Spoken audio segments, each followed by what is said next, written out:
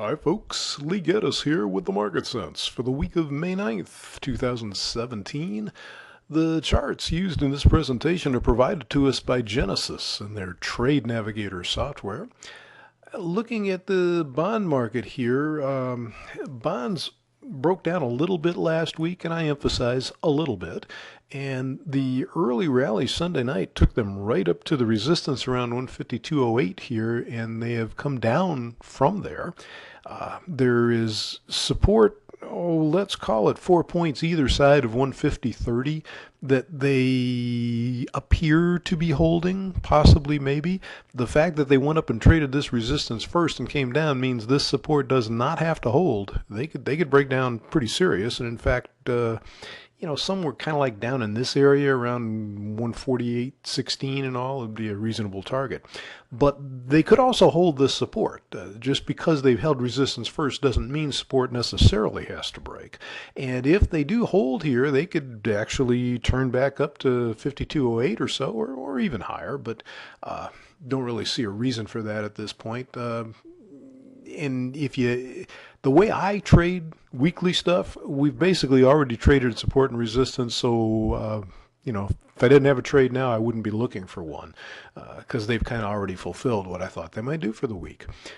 Stocks are a little different situation. They closed so strongly last week, and then they were up Sunday night at prices that we haven't seen yet for the rest of the day session Monday and Tuesday.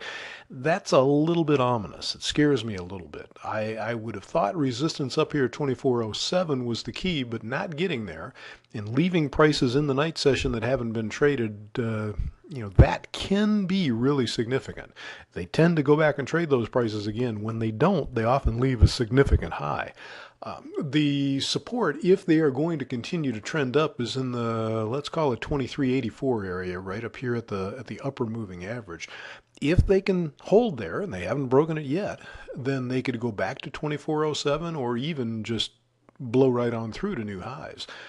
But because of the way they traded their Sunday night and haven't been back, I'm worried that this will not hold.